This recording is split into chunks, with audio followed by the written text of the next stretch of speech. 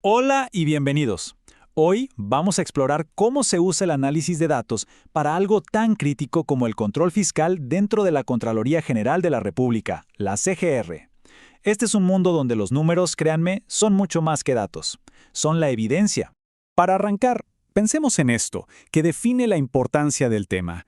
¿Es posible que una sola y simple línea de código genere un sobrecosto de millones de dólares que en realidad no existe? En el control fiscal la respuesta es, increíblemente, un sí rotundo. Y es que todo, absolutamente todo, se rige por este principio de la CGR. Cada mensaje, cada hallazgo, tiene que estar respaldado por evidencia técnica que sea, bueno, irrefutable. Solo así se puede pasar a la acción. Aquí no hay margen para la duda. Muy bien, ahora sí, metámonos de lleno en el problema principal que enfrentan los auditores, esos errores en los datos que pueden terminar en acusaciones falsas o, lo que es peor, que dejen pasar por alto un verdadero caso de corrupción. El punto clave es este. La integridad de los fondos públicos y todas las consecuencias legales que esto implica dependen de que se eviten estos errores. Un hallazgo fiscal falso no es solo un pequeño fallo técnico, puede destruir reputaciones y, sobre todo, desviar la atención de los problemas que sí son reales. Y es aquí precisamente donde entra SQL, pero no solo como un lenguaje para hacer consultas, sino como la principal herramienta de investigación de un auditor en la CGR. Ahora, aquí nos topamos con el villano técnico de esta historia, la temida explosión de joins. Este es un error que, aunque común, es increíblemente peligroso. Es capaz de inflar las cifras financieras de una manera totalmente artificial. Miremos un escenario clásico. A la izquierda, una tabla de contratos. Cada contrato es único, como el C101. A la derecha, la tabla de pagos. Noten cómo ese único contrato, el C101, tiene asociados varios pagos. Esta es la clásica relación de uno a muchos, que si no se maneja bien, es una receta para el desastre. Si se hace un join simple y después se suma el valor del contrato, ¡pum!, ocurre la catástrofe. El valor del contrato se repite por cada pago que existe, creando un sobrecosto millonario que es pura ficción. Así, de la nada, se fabrica un hallazgo fiscal falso. Entonces, ¿cómo se evita esto? La regla profesional es simple, pero muy poderosa. Primero se agrega y solo después se une. Se usan estas expresiones de tabla comunes, o CTEs, para crear como unas tablas de resumen temporales. Paso 1. Se suman los pagos. Paso 2. Se suman las adiciones.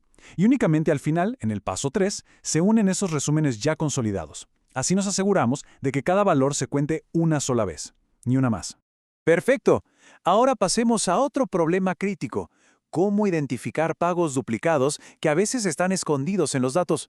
Esto es un clásico, sobre todo en las auditorías a municipios. La herramienta estrella para esto es una función de SQL potentísima, row_number. Lo que hace, básicamente, es numerar las filas, pero dentro de grupos que nosotros definimos. Por ejemplo, puede numerar todos los pagos que son del mismo proveedor y tienen el mismo número de factura. Y esta tabla lo ilustra de maravilla. Fíjense en la fila del medio, la de la factura F456. Al aplicar row number, el primer pago queda con el número 1 en la columna RN, pero el segundo pago, que es idéntico, recibe el número 2. Ahí está.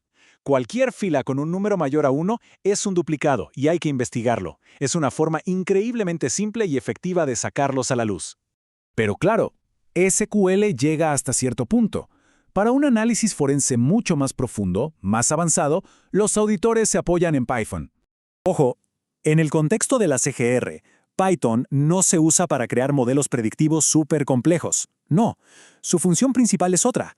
Es construir un caso sólido, defendible, asegurando la calidad de los datos y detectando esas anomalías que a SQL se le podrían escapar.